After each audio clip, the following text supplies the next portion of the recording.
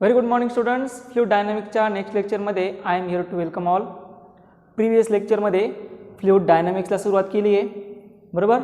त्या फ्लूइड डायनॅमिक्समधील काही पॉईंट्स आहे, जसं की बर्नौलीज थेरम. त्या बर्नौलीज थेरमविषयी आपण डिस्कस केलं. इक्वेशन ऑफ कंटिन्युटी तुम्हाला चांगल्या पद्धतीनं माहिती आहे, बरोबर. बर्नौलीज थेरमही तुम्हाला माहिती झालेला आहे. त्यानंतर आपण काही ॲप्लिकेशन्स बघत होतो. जे ॲप्लिकेशन्स आहे बर्नौलीज थेरमचे, त्या ॲप्लिकेशन्सला आता सुरुवात करूया. त्यामधील जे फर्स्ट ॲप्लिकेशन होतं, फर्स्ट ॲप्लिकेशन जे आपण व्हेंच्युरीमीटरविषयी डिस्कस केलं, तर या व्हेंच्युरीमीटरवरती आपण डिस्कस केलेले आहे, त्याची माहितीही घेतलेली आहे. त्यानंतर पुढील जो पॉईंट होता तो पॉईंट आपण डिस्कस केला, तो म्हणजे speed of E flux. So speed of E flux विषयी सुद्धा आपण डिस्कस केलं. हे सर्व पॉईंट्स बघितलेत. याच्यामध्ये होप्सो कोणाला काही अडचण नसेल. तुम्ही काल व्यवस्थित प्रॉब्लेम सॉल्व्ह केले. बऱ्याच सर्व विद्यार्थ्यांचा जवळजवळ सर्व विद्यार्थ्यांचा होमवर्क आलेला आहे. त्याचं डाऊट लेक्चरही तुम्हाला लवकरच पोस्टपोन केलं जाईल, लवकरच तुम्हाला ते पोस्ट केलं जाईल. आज काय बघणार आहोत बघा. IIT वाले एवढे स्मार्ट कसे, IIT वाले एवढे स्मार्ट कसे आहेत ते समजून घेऊया. त्यांनी एक काम केलं. त्यांनी काय केलं तुम्हाला ते सांगतो. They are asking the problem like that there is a one lift. Problem कशा पद्धतीनं विचारला आहे त्यांनी ते समजून घेऊया. अशी एक लिफ्ट असेल, बरोबर. त्यानंतर या लिफ्टमध्ये here is having one person.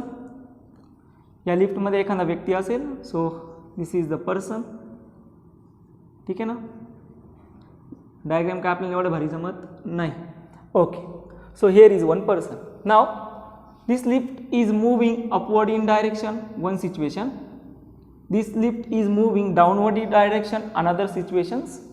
And in this lift there is a one container, water containing container. या लिफ्ट मध्ये एक वॉटर कंटेनिंग कंटेनर आहे. ते वॉटर कंटेनिंग कंटेनर फिल झालेलं आहे. किती हाईट पर्यंत. प्रॉब्लेम इंटरेस्टिंग आहे. प्रॉब्लेम पहिल्यांदा समजून घ्या.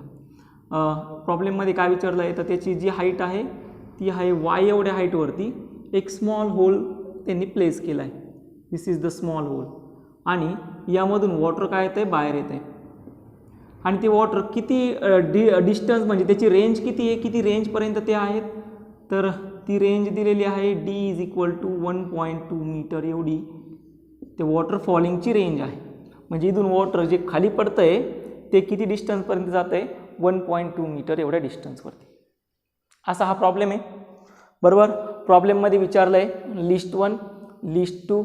लिस्ट 1मध्ये विचारलं आहे. लिस्ट 1मध्ये काय आलं आहे, पहिला दिलं आहे त्यांनी जे ॲक्सिलरेशन आहे लिफ्टचं, it is moving upward in direction. This lift is moving in upward direction with an acceleration A. हा आहे पहिला ऑप्शन, बरोबर. त्यानंतर दुसरा जो ऑप्शन आहे त्या ऑप्शनमध्ये सरळ सरळ त्यांनी सांगितलं का lift is moving in downward direction with an acceleration A. पहिल्यांदा लिफ्ट कुठे गेली, अपवर्डला पहिल्या ऑप्शनमध्ये. दुसऱ्या ऑप्शनमध्ये लिफ्ट चालली आहे डाऊनवर्डला विथ ॲन ॲक्सिलरेशन A, बरोबर. थर्ड दिलं आहे. थर्ड प्रॉब्लेममध्ये लिफ्ट विथ कॉन्स्टंट व्हेलॉसिटी. ठीक आहे. थर्ड ऑप्शनमध्ये आहे लिफ्ट डाऊनवर्डला चाललेली आहे आणि त्याची जी व्हेलॉसिटी आहे ती आहे कॉन्स्टंट. लिफ्ट डाऊनवर्ड येते, व्हेलॉसिटी किती आहे, कॉन्स्टंट. आणि लास्ट जो ऑप्शन दिला आहे lift is freely falling. Lift काय आहे, फ्रीली फॉलिंग. असं हे तिन्ही ऑप्शन तुमच्या समोर आहे. 4 ऑप्शन आहे ना, बरोबर. 4 दिसत आहे, 1 2 3 4. लिस्ट 2मध्ये काय सांगितलं तर लिस्ट 2मध्ये तुम्हाला मॅच द कॉलममध्ये हा क्वेश्चन दिला आहे. लिस्ट 2मध्ये तुम्हाला सांगितलं आहे की जे डिस्टन्स आहे ते डिस्टन्स म्हणजे वॉटर फॉलिंगचं डिस्टन्स ते 1.2 मीटर आहे, वॉटर फॉलिंगचं डिस्टन्स. लिस्ट 2मध्ये तेच डिस्टन्स लेस दॅन 1.2 मीटर सांगितलं. लिस्ट म्हणजे लिस्ट सेकंडमध्ये थर्ड ऑप्शन आहे this distance is greater than 1.2 metre. And last option आहे water is not coming out the hole. Last option काय आहे, water is not coming out the hole. असा हा problem आहे. प्रॉब्लेम सगळ्यांच्या समोर आहे. लिस्ट 1 लिस्ट 2 सुद्धा तुमच्या समोर आहे. मग आता प्रॉब्लेममध्ये काय करायचं ते समजून घेऊया. जर दोन्ही लिस्ट व्यवस्थित बघितल्या तर एका लिस्टमध्ये जी लिफ्ट आहे ती लिफ्टचं ॲक्सिलरेशन जे आहे ते ॲक्सिलरेशन प्रेझेंट आहे पहिल्या 2 ऑप्शनपर्यंत. पहिल्यांदा लिफ्ट वरती चालली with an acceleration A, lift खाली चालली with downward acceleration A. Lift आता कॉन्स्टंट व्हेलॉसिटीनं खाली येते. व्हेलॉसिटी काय कॉन्स्टंट आहे, व्हेलॉसिटी कॉन्स्टंट म्हणजे ॲक्सिलरेशन किती असेल, ऑब्वियसली 0, बरोबर. आणि लास्ट ऑप्शन आहे फ्रीली फॉलिंग. ठीक आहे, असे 4 ऑप्शन आहे. 4 ऑप्शन सगळ्यांच्या लक्षात राहतील. तुम्ही पॉज करून त्या 4 ऑप्शनला नोट डाऊन करू शकता. पहिल्यांदा आता याला सॉल्व्ह करायला सुरुवात करू. IIT एवढे स्मार्ट कसे आहे आणि याच्यावरती विचार कसा करायचा ते पण तुम्हाला सांगतो. रेंजचा फॉर्म्युला काय आहे? Range is equal to 2 root of, माहिती सर्वांना, H multiply by capital ES minus H. This is the range. Maximum हवी जर असेल तर H is equal to H/2 घ्यावा लागतो. हे सगळं माहिती आहे रेंज. एकदा फक्त रेंज व्यवस्थित ऑब्झर्व करा. केली? माझा क्वेश्चन असा आहे, is that this range is depend on acceleration due to gravity? Question व्यवस्थित समजून घ्या. ही जी रेंज आहे वॉटरची बाहेर येण्याची, जिने कव्हर केलेलं डिस्टन्स असेल, स्पीड ऑफ इफ्लक्समधून आपण ही रेंज फाइंड केली, ही ॲक्सिलरेशन ड्यू टू ग्रॅव्हिटीवर डिपेंड आहे का? आहे डिपेंड? नाही. Is not depend on acceleration due to gravity. बघा ॲक्च्युअली काय होतं आहे, ज्यावेळेस वॉटर बाहेर पडतं आहे ना, तर त्यावेळेस त्याला जेवढी मॅक्झिमम रेंज अचीव करायची असते बाहेर पडताना, ती रेंज ॲक्सिलरेशन ड्यू टू ग्रॅव्हिटीवर डिपेंड नाही आहे. हां, पण एक सिच्युएशन आहे, वॉटर जे बाहेर पडण्याचा रेट आहे, म्हणजे वॉटर त्या होल्समधून बाहेर येणार, ते because of acceleration due to gravity. एक पाण्याची बॉटल घ्या, पाण्याच्या बॉटलला तुम्ही छोटंसं होल पाडा, तर वॉटर त्यामधून बाहेर येणार. का बाहेर येणार? Because of acceleration due to gravity. But its range is not depend on acceleration due to gravity. म्हणजे एक गोष्ट समजली की वॉटर याच्यामधून बाहेर येणार, ते तर डिपेंड आहे ॲक्सिलरेशन ड्यू टू ग्रॅव्हिटीवरती, पण त्याची रेंज ॲक्सिलरेशन ड्यू टू ग्रॅव्हिटीवरती डिपेंड नाही आहे, ना की लिफ्टच्या ॲक्सिलरेशनवरती डिपेंड आहे.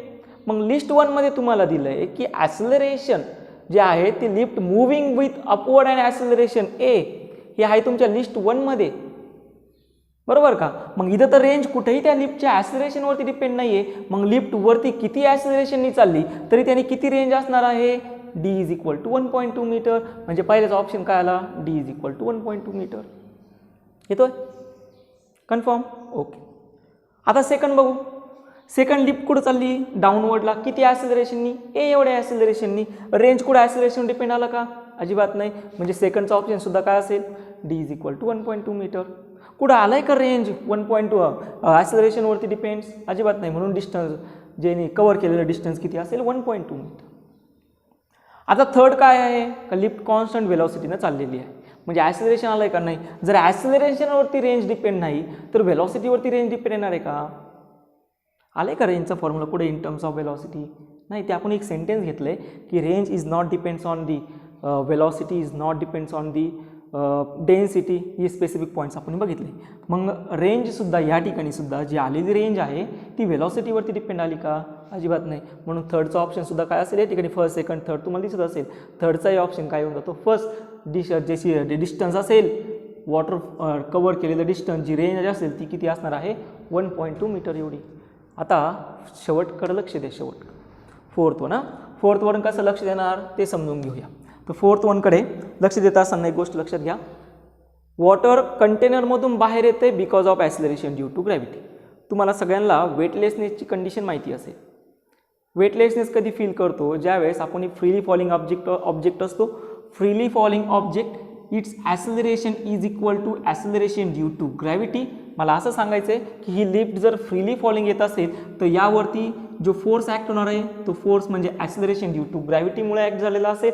आणि याच्या अपोजिट एक दुसरा फोर्स डेव्हलप होतो, त्याला आपण स्युडो फोर्स म्हणतो. आणि हा स्युडो फोर्स त्याच्या एक्झॅक्टली अपोजिट ॲक्ट होतो आणि त्याचं ॲक्सिलरेशन असतं ए.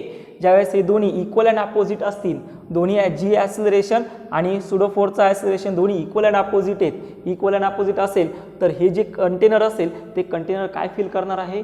वेटलेसनेस. आणि ज्यावेळेस वेटलेसनेस कंडिशन फील करेल त्यावेळेस याच्यामधून पाणी बाहेर येणार आहे का? ऑब्वियसली नाही. सो थर्डचा लास्ट सेक्शनचा ऑप्शन काय होत होतं? Water is not coming out. अरे येईन का पाणी बाहेर?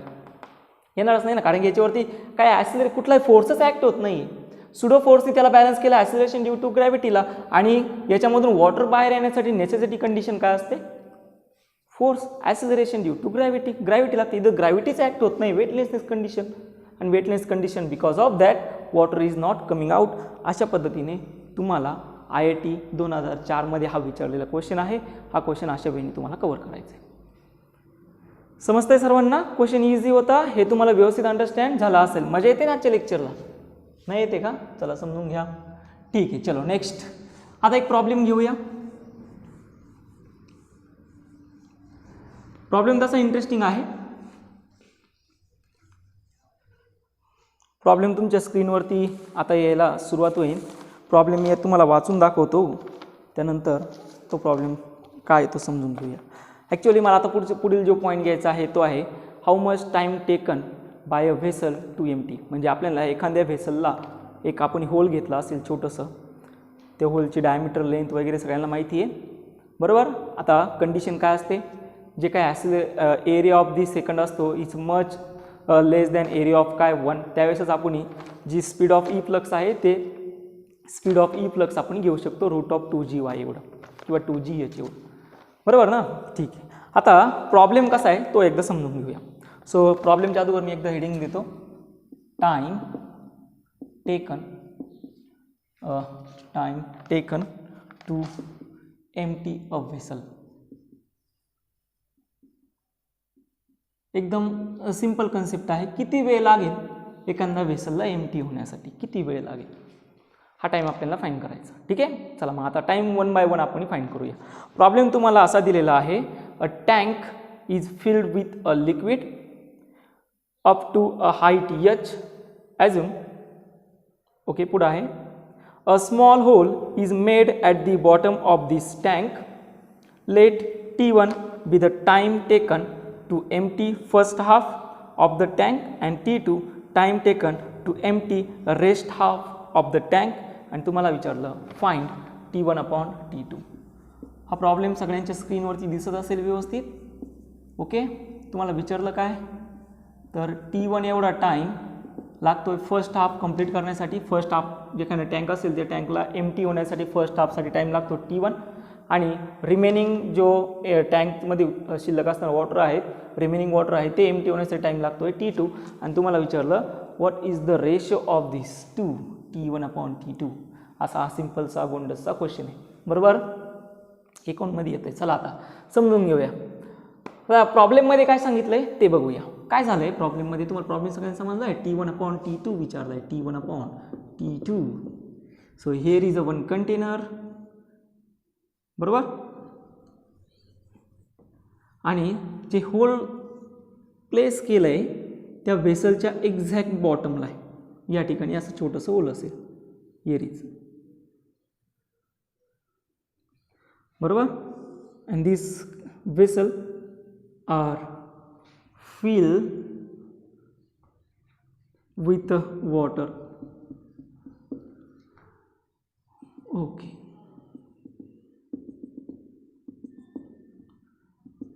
छान वॉटर आहे, पाणी पाणी सगळीकडे पाणीच आहे ना, आहे की नाही. ठीक, किती हाईटवरती प्लेस केलं आहे तर ती हाईट आहे h. ऑब्वियसली जे होल या ठिकाणी आपण तयार केलं आहे त्याने दिलेलं आहे ते किती डेप्थवरती असेल तर डेप्थ असणार आहे y, आणि याच्यामधून ते वॉटर असं बाहेर येणार आहे. ऑब्वियसली इथे एक कंडिशन कायमस्वरूपी लक्षात ठेवायची, this is area A2, this is area A1. त्यानंतर वॉटर याच्यामधून बाहेर येणार आहे V2 एवढ्या व्हेलॉसिटीनं, आणि वॉटर इथून खाली येणार आहे V1 एवढ्या व्हेलॉसिटीनं. त्यानंतर याला म्हणतो मी स्मॉल a, बरोबर, आणि याला म्हणतो मी कॅपिटल A.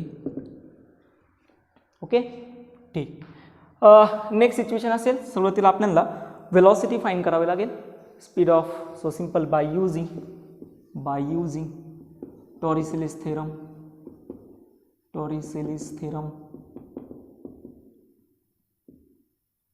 मग आता टॉरिसेलिस म्हणजे टाईम फाइंड करायचं, म्हणजे होलची कंडिशन तुम्हाला ॲझ्युम करायची आहे A is much less than small A. मग या कंडिशनमध्ये जी व्हेलॉसिटी असेल ती व्हेलॉसिटी √2GH असते. आणि हाईट म्हणजे काय असतो, ॲक्च्युली हाईट डिफरन्स किंवा ते होल किती हाईटवरती प्लेस केलं आहे. मग इथं असेल √2G मल्टिप्लाय बाय किती हाईटवरती ते होल प्लेस केलं आहे, वाय एवढ्या हाईटवरती, ते येऊन जातं वाय. This is equation 1. आलं, भेटलं व्हेलॉसिटी इक्वेशन. ओके, आता पुढील सिच्युएशन आहे की जो रेट ऑफ फ्लो आहे, रेट ऑफ फ्लो बाहेर येण्याचा किंवा रेट ऑफ व्हॉल्यूम बाहेर येण्याचं, जेवढं व्हॉल्यूम याच्यामधून बाहेर येणार आहे तेवढंच व्हॉल्यूम कमी होत जाणार आहे. मग या सिच्युएशनला आपण काय म्हणणार, स्पीड ऑफ वॉल्यूम किंवा volume of water coming out at the rate हां किती असेल ते असणार आहे dv1 अपॉन किती असेल d2. ऑब्वियसली इथं असेल dv2 म्हणजे काय वेलॉसिटी, एवढं व्हॉल्यूम काय येतं बाहेर येतं आहे. मग एवढं व्हॉल्यूम त्या कंटेनरमधून बाहेर येतं आहे, जेवढं व्हॉल्यूम याच्यामधून बाहेर येणार आहे तेवढंच व्हॉल्यूम खाली येत जाणार आहे. मग या ठिकाणी म्हणणार volume of water falling at the rate आणि ते व्हॉल्यूम असणार आहे dv1 अपॉन dt. बरोबर, क्लिअर झालं सर्वांना? ओके, नसेल अजून क्लिअर झालं तर समजून घ्या. किती वॉटर यामधून बाहेर येते, v2 एवढं वॉटर बाहेर येते आणि त्यानंतर किती व्हॉल्यूम खाली आलं, v1 एवढं व्हॉल्यूम खाली आलं. आणि या ठिकाणी तुम्ही एक सिंपल सिच्युएशन टाकणार. कुठली situation? dv1 upon dt. v1 म्हणजे काय आहे, व्हॉल्यूम आहे. याला म्हणतो मी जेवढं व्हॉल्यूम बाहेर आलं तेवढंच व्हॉल्यूम बाहेर येणार आहे. व्हेलॉसिटी v2 असेल. This is we called as volume 1 and this is called as a volume 2. हे व्हॉल्यूम आहे, व्हेलॉसिटीज नाही. किती व्हॉल्यूम बाहेर आलं, पहिल्यांदा v1 एवढं व्हॉल्यूम बाहेर आलं. जेवढं व्हॉल्यूम बाहेर आलं तेवढंच व्हॉल्यूम कमी होत जाणार आहे. म्हणजे या ठिकाणी तुम्ही सिंपल सिच्युएशन टाकणार dv1 upon dt is equal to पुढं काय असेल, सिमिलर इक्विलिब्रियम आहे dv2 अपॉन किती असणार आहे dt. क्लिअर झालं सर्वांना? दिस इज द व्हॉल्यूम. हे काय आहे, व्हॉल्यूम आहे. Rate of flow of volume आपण लिहिलं. आता व्हॉल्यूम कसं लिहिलं जातं, मीटर क्यूबमध्ये. माहिती ना व्हॉल्यूम कसं लिहिलं जातं, मीटर क्यूबमध्ये. म्हणजे एरिया मल्टिप्लाय बाय डिस्टन्स म्हणता येईल ना मला. मग या व्हॉल्यूम 1ला काय म्हणणार आहे मी, एरिया मल्टिप्लाय बाय कव्हर केलेलं डिस्टन्स. ते असेल a1 किंवा a1 मल्टिप्लाय बाय x. पहिला एरिया किती आहे, एचा एवढा एरिया आहे, a मल्टिप्लाय बाय x. मग या ठिकाणी मी इक्वेशन जर टाकलं, एरिया स्मॉल एरिया एवढं व्हॉल्यूम खाली येतं आहे, d इथं असेल x अपॉन dt. बरोबर, इज इक्वल टू असेल एवढं व्हॉल्यूम किती खाली येतं याच्यावर d. आता व्हॉल्यूम v2 काय असणार आहे, एरिया मल्टिप्लाय बाय किती व्हॉल्यूम खाली आलं, किती डिस्टन्स त्यांनी कव्हर केलं आहे, y एवढं. बरोबर, किती डिस्टन्स त्यांनी कव्हर केलं आहे, y एवढं. म्हणजे ते असेल यामधून बाहेर पडणारं वॉटर आणि त्याला किती डिस्टन्स कव्हर करायचं आहे, y एवढं. ते असेल rate of flow of y minus Y. का मायनस वाय, कारण की वॉटर कंटिन्युअसली बाहेर जात आहे. वॉटर असं कमी होतं आहे आणि काय होतं आहे, बाहेर जात आहे, त्यामुळे ते असेल मायनस वाय. मग हे येऊन जातं area multiply bye d minus Y upon dt. Hope so हे सगळ्यांना समजलं असेल. व्यवस्थित समजून घ्या, काहीच अवघड नाही आहे. जेवढं व्हॉल्यूम बाहेर आलं तेवढंच व्हॉल्यूम कमी होत जाणार आहे. किती व्हॉल्यूम बाहेर आलं, v1 area multiply bye x, area multiply bye y. ठीक आहे, ओके. dx अपॉन dt म्हणजे काय असतं, व्हेलॉसिटी. क्लिअर झालं सर्वांना? dx अपॉन dt म्हणजे काय असेल, व्हेलॉसिटी. सो इथं येऊन जाणार area multiply bye velocity a minus dy upon dt. Obviously this is also velocity. हे सुद्धा काय आहे, व्हेलॉसिटी. पण v1 मला माहिती नाही आहे.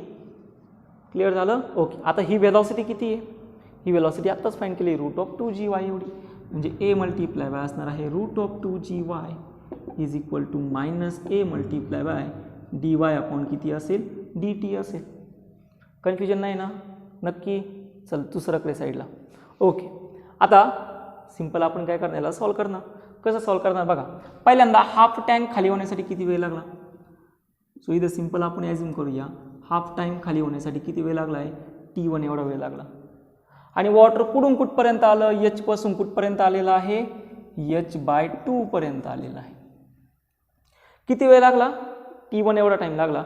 t1 एवढ्या वेळेमध्ये, t1 एवढ्या टाईममध्ये किती टँक खाली झाला, h/2 एवढा. बरोबर. मग इथं आता लिमिट आपण टाकणार, time t goes to t1 and water is falling at the rate h2 h/2. बरोबर. आता पुढे काय करायचं, सिंपल आहे, इंटिग्रेट करायचं आहे. आणि इंटिग्रेशन तुम्हाला येतं ना, सर्वांना येतं, क्वेश्चन मार्क नाही आहे. बल्ब चालला आहे सगळ्यांच्या डोक्यामध्ये. बरोबर. ओके. चला मग आता याला सॉल्व करूया. कसं सॉल्व करणार? डी टी इकडे घेऊन येऊ. इथं असेल D T minus A upon A root 2GY multiply by D Y. दिसतंय सर्वांना?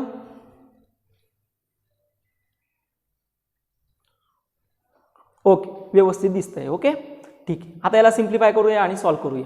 बघा, मला याच्यातून एक टाईम फाईंड करायचा आहे. एक टाईम फाईंड करायचा. टर्म्स कशामध्ये आहे? डिफरन्शिएशनच्या टर्म्समध्ये. डिफरन्शिएशनमधून मला काय करायचं? सेपरेट आउट करायचं, म्हणजे डिफरन्शिएशनच्या रिव्हर्स प्रोसेस मला यूज करायची.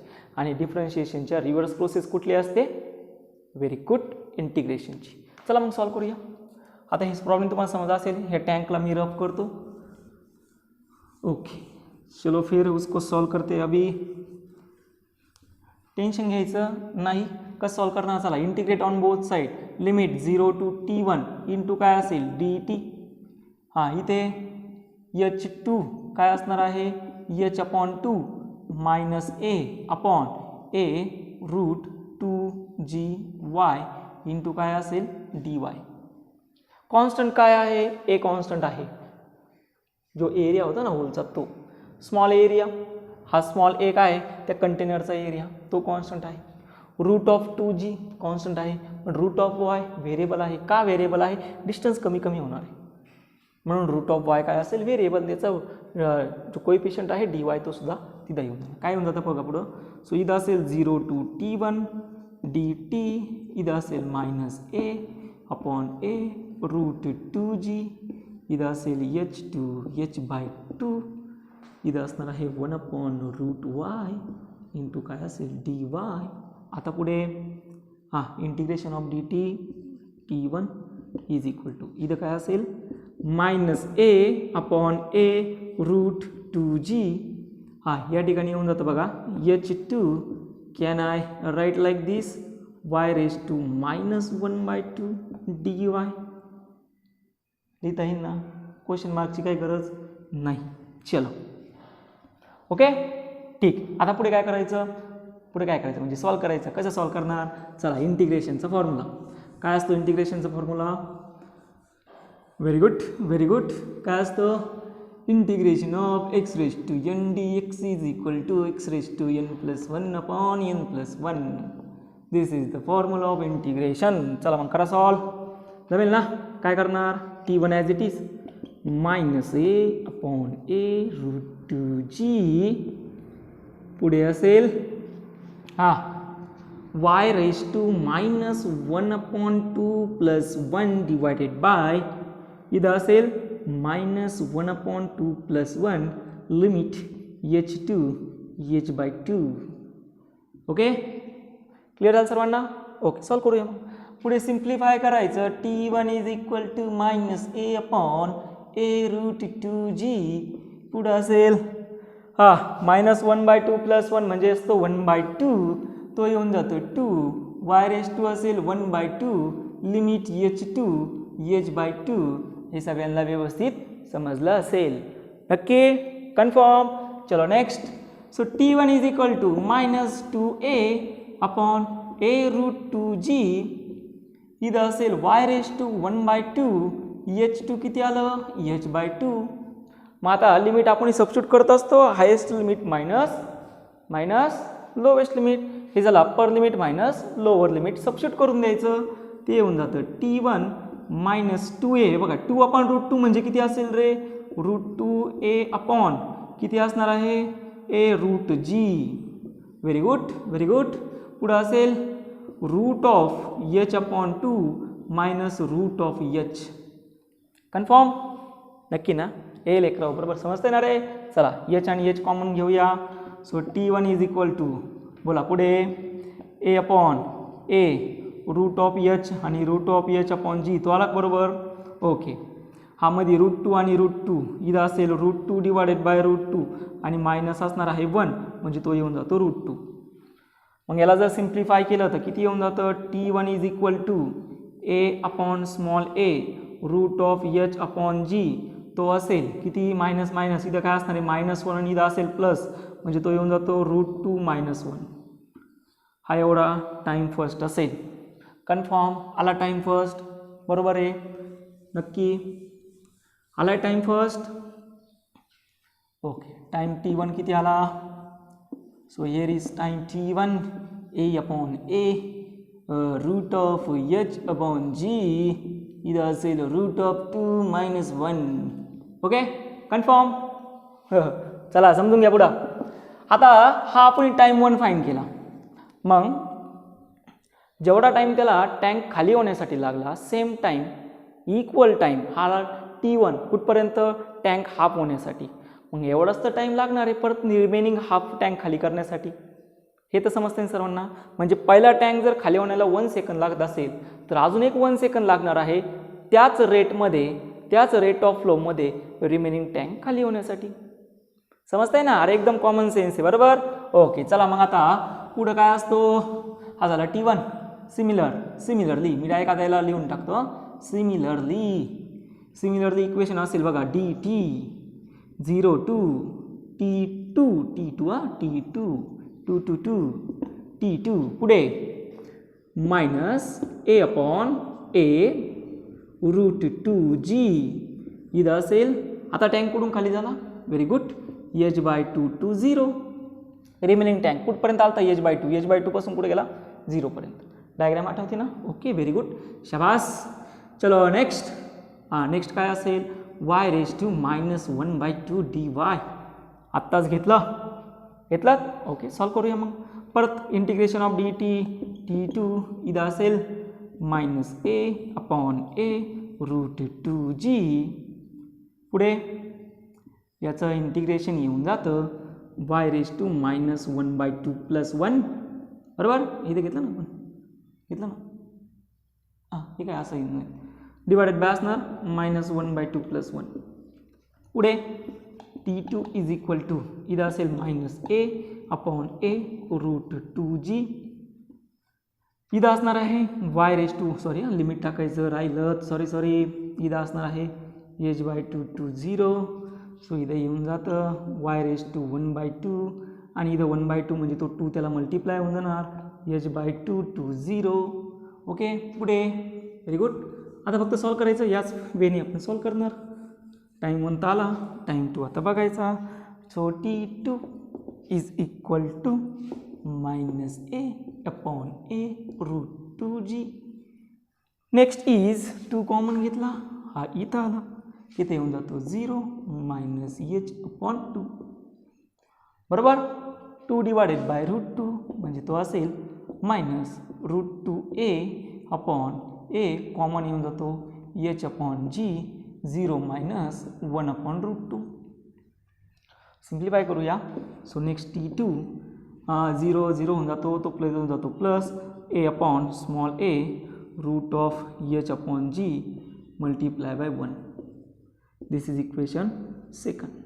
मल्टिप्लाय बाय 1 आहे बरं का लेकरांनो. चला भेटले दोन्ही टाइम्स. टाइम टँक 1ला हाफ होण्यासाठी लागेल T1 इज इक्वल टू हा फॉर्म्युला तुम्ही कायमस्वरूपी लक्षात ठेवला तरी चालेल. ज्यावेळेस जो बॉटम असेल म्हणजे जो होल असेल त्या होलच्या हाईटवरती ऑब्वियसली इथं कुठेही डिपेंड आलेलं नाही. बरोबर. म्हणजे होलची जी हाईट असेल, होलच्या हाईट किती असेल त्यानुसार तुम्हाला y फक्त व्हॅरी करत चालायचा. बरोबर. आणि त्यानुसार तुम्हाला टाईम भेटत चालेल. टाईम T1 भेटला, टाईम T2 भेटला. दोघांचा काय घ्या? रेशो घेऊया. सो दोघांचा रेशो जर घेतला तर विचारलं काय? T1 upon T2. दोघांचा मी रेशो घेतो. A upon A root of H upon G ते कॅन्सल होऊन जातं आणि उरतं इथं फक्त √2 - 1 म्हणजे 1.414 - 1 म्हणजे 0.414 सेकंद. ऑब्वियसली रेशो आहे T1 अपॉन T2. सेकंद तर नाही येणार, एवढा वेळ लागेल त्या टँकला खाली होण्यासाठी. सोपं होता प्रॉब्लेम? कन्फर्म सोपंच होता. कारण की ज्यावेळेस आपण IIT आणि मेन्सची तयारी करत असतो ना तर या टाईपचे क्वेश्चन्स तुम्हाला जमले पाहिजे. हां, मान्य आहे तुम्हाला इंटिग्रेशन थोडं वेळ खाऊ होईल, पण तुम्हाला इंटिग्रेशनवरती काम करावं लागेल. मोस्ट ऑफ दी प्रॉब्लेम तुम्ही त्यांनी सॉल्व करू शकता. प्रॉब्लेम समजला? Okay, very good. चलो सो नेक्स्ट टाईप इज, आता हे झालं time taken to empty a vessel. Second घेऊया, force acting on a vessel. पुढे बघायचं आहे, इंटरेस्टिंग पॉईंट आहे की समजा एखादे व्हेसल असेल, एखादा टँक असेल, त्या टँकवरती किती फोर्स अप्लाय होतो? Force acting on a tank when is start to empty. एखाद्या टँकवरती ज्यावेळेस तो टँक खाली होत असेल त्या टँकवरती किती फोर्स अप्लाय केला जाऊ शकतो हे आपल्याला बघायचं. कसं समजणार? चला या ठिकाणी here is a one tank. नाव आता याचा मॅक्झिमम रेट आपण घेणार. ठीक आहे. मग maximum rate, so for example इथपर्यंत वॉटर हे फिल केलं आहे. पाणी मस्तपैकी वा वा छान छान पाणी आहे बरोबर. So here is a tank with an height h. So exactly midpoint we take a hole. Here is distance is h by 2 and here is a distance is h by 2 and water is coming at the rate with an maximum height. मग आता ह्या कंडिशनमध्ये ज्यावेळेस water बाहेर येतं त्यावेळेस याच्यावरती किती फोर्स अप्लाय होतो हे आपल्याला बघायचं. किती फोर्स अप्लाय होतो? फोर्स. सो पहिल्यांदा म्हणूया force acting on the container when is empty, start empty, or when water or liquid, we call it a liquid, is coming out. Force काय असतो? Mass multiply by acceleration. Very good. Mass काय असतो? here is a force, density multiply volume काय असतं? Area multiply bye त्यानंतर length म्हणजे x बरोबर. आणि ॲक्सिलरेशन काय असतं? Velocity upon time. So next is force density multiply by area multiply bye x upon t multiply by velocity. x upon t म्हणजे काय असतं? Velocity multiply by velocity. So this is the force whenever liquid coming out is density area velocity square. एवढा force त्यावरती act होणार आहे ज्यावेळेस water त्यामधून बाहेर येत जाणार आहे त्यावेळेस बरोबर. मग आता न्यूटनचा थर्ड लॉ काय सांगतो? Every action there is having equal and opposite reaction.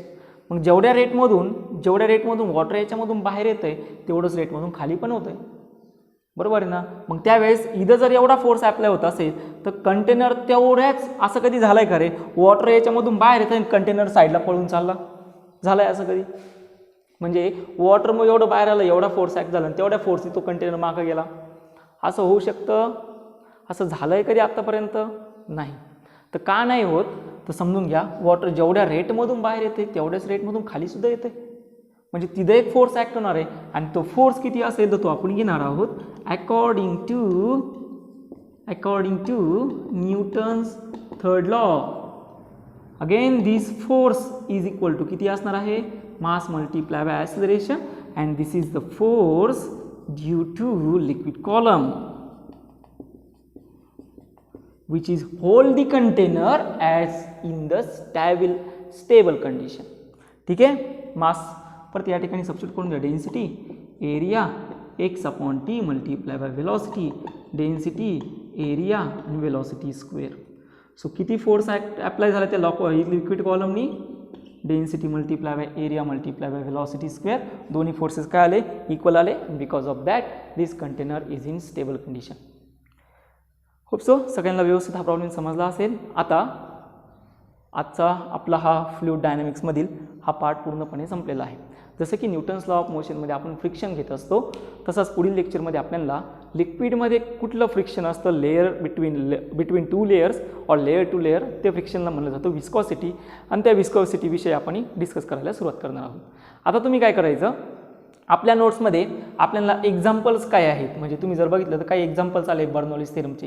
हे सगळे जेवढे काही एक्झाम्पल्स आहे ना हे सगळेचे सगळे एक्झाम्पल तुम्ही वाचायचे, त्याचं व्यवस्थित प्रिन्सिपल, त्याचे व्यवस्थित ॲप्लिकेशन व्यवस्थित अंडरस्टँड करून घ्या. Because whenever any bowler is doing its in swing and out swing condition what are those are explain in all this condition.